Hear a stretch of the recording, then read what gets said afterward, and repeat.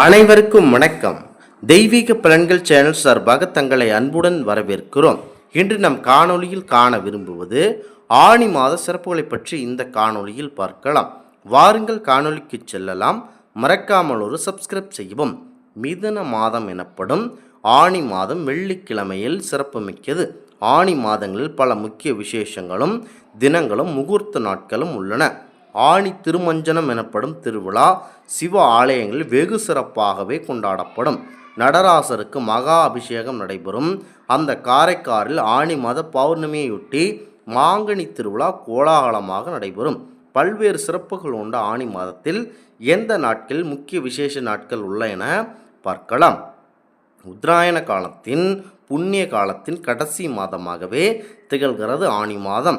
இளவேநீர் காலம் எனவும் அழைக்கப்படுகிறது. இந்த மாதத்தில் தேவர்களுக்கு மாலை பொழுது என சாஸ்திரங்கள் குறிப்பிடுகிறது. இளவேநீர் காலம் தொடக்கம் என்பதால் இதமான காற்று வீசி வெப்பத்தை தணிக்கிறது.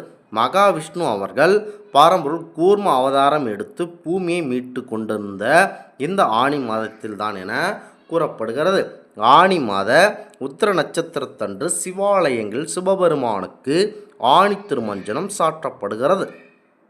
ஆணி மாதத்தில் வரும் கேட்டை நட்சத்திரத்தில் ஸ்ரீரங்கத்தில் பெருமாளுக்கு சேஷ்டாபிஷேகம் செய்யப்படுகிறது. ஆணி மாதத்தில் வரும் பௌர்ணமி என்று திருச்சி உறையூரில் மேற்கூரை இல்லாமல் இருந்தருளியிருக்கும் வெக்காளி அம்மனுக்கு பக்தர்கள் கூடை கூடையாக மாம்பழத்தை கொட்டி மாம்பழ அபிஷேகம் செய்வார்கள்.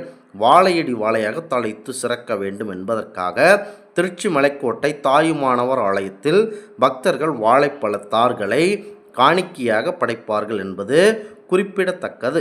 வெகு விமர்சையாக கொண்டாடப்படும் திருவிழாக்கள் ஆணி மாதத்தில்தான் கொண்டாடப்படுகிறது. ஆணி திருவிழா இளவேநீர் காலமாகவே பார்க்கப்பட்டு ஒரு முக்கியமான நிகழ்வாகவே இருக்கிறது. இந்த மாதத்தில் என்ன விசேஷங்கள் என்றால், உத்தராயண புண்ணிய காலத்தின் கடைசி மாதமே ஆணி மாதமாகும்.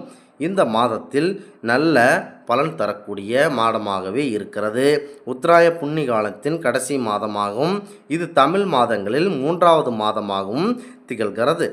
இந்த மாதத்தில் மிதுன ராசியில் சூரிய பகவான் சஞ்சரிக்கிறார். இது தேவர்களின் மாலை பொழுது என கூறப்படுகிறது. மேலும் ஆணி மாதம் இளவேநீர் காலம். கடுங்கோட்டையின் தாக்கம் நீங்கி இதமான காற்று வீசி நம்மை குளிர்விக்கும். ஆடல் வல்லான் நடராஜ பெருமானுக்கு வருடத்தில் 6 முறை மட்டுமே அபிஷேகங்கள் நடைபெறுகிறது. ஆணி மாத உத்திர நட்சத்திரத்தன்று ராஜசபை என்னும் ஆயிரங்கால் மண்டபத்தில் சூரிய உதயத்துக்கு முன் அதிகாலையில் நடைபெறும் அபிஷேகமே ஆணி திருமஞ்சனம் எனப்படுகிறது. ஆணி திருமஞ்சனத்தின் போது ஸ்ரீ நடராஜ பெருமானை தரிசித்தால் அனைத்து தோஷங்களும் விலகும் என்பது ஐதீகம். அனைத்து சிவாலயங்களிலும் மாலை நேரத்தில் ஆணி மாத திருமஞ்சனம் நடைபெறும். வைணவ தலங்களில் தலை சிறந்த ஸ்ரீரங்கம் திருத்தலத்தில் ஆணி மாத கேட்டை நட்சத்திரத்தன்று திருமஞ்சனம் சிறப்பாக நடைபெறுகிறது. குரு பூர்ணிமா என்று அழைக்கப்படும் வியாச பூர்ணிமா வருவதும் இந்த மாதத்தில்தான். இந்த நாளில் வரும் அனைவரும் தங்கள் குருவை வணங்கி ஆசி பெற திருவருள் குருவருளும் சேர்ந்து கிடைக்கும். பொதுவாக நிறைய ஆலயங்களில் கும்பாபிஷேகம் ஆணி மாதத்தில்தான் நடைபெறுகிறது. திருப்புகழை நமக்களித்த மகான் அருணகிரிநாதர் ஆணி மாதம் மூல நட்சத்திரத்தில் பௌர்ணமி திதியில் பிறந்தார்கள். 12 ஆழ்வார்களில் ஒருவரான பெரியாழ்வார் ஆணி மாத சுவாதி நட்சத்திரத்தில் பிறந்தவர். சமயக்குறவர்களில் 4 ஒருவரான மாணிக்க வாசகரின் குருபூஜை ஆணி மாதம் மகம் நட்சத்திரத்தில்தான் வருகிறது. திருவாசகத்திற்கு உருகாரான ஒரு வாசகத்திற்கும் உருகார் என்று சிறப்பாக சொல்லப்படும் அருமையான திருவாசகம் அருளிய மகான் மாணிக்க வாசகர் 32 ஆண்டுகளே இந்த பூமியில் வாழ்ந்தார். தனது வாழ்நாளில் பல்வேறு அற்புதங்கள் நிகழ்த்திய மாணிக்க வாசகர் சிதம்பரம் தலத்தில் ஆணி மாதம் மகம் நட்சத்திரத்தில் ஈசனோடு கலந்தார். இதையொட்டி சிதம்பரத்தில் பல்வேறு சிறப்பு பூஜைகள் நடைபெறுகிறது.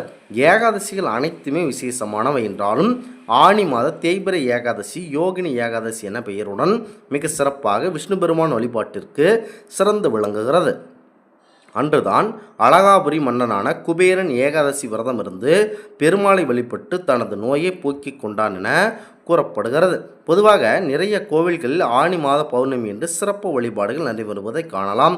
திருச்சி உறையூரில் மேற்கூரை இல்லாமல், முன்பு கூறியது போல மேற்கூரை இல்லாமல் திறந்த வெளியில் கருவறையில் எழுந்தருளிருக்கும் ஸ்ரீ வெக்காளி அம்மனுக்கு அன்று சிறப்பு அபிஷேகம் செய்வார்கள். பிறகு அந்த மாம்பழங்களை பக்தர்கள் பிரகாசமாக கொடுத்து வழங்குவார்கள். இதுபோல மிகப்பெரிய கோலாகலமான பண்டிகைகள் இந்த மாதத்தில் கொண்டாடப்பட்டு வருகிறது. இந்த ஆன்மீக தகவல் உங்களுக்கு பிடித்து இருந்தால் தெய்வீக பலன்கள் சேனலை கண்டிப்பாக சப்ஸ்கிரைப் செய்து கொள்ளவும். மீண்டும் ஒரு நல்லதொரு காணொளியில் உங்களை சந்திக்கிறோம். நன்றி, வணக்கம்.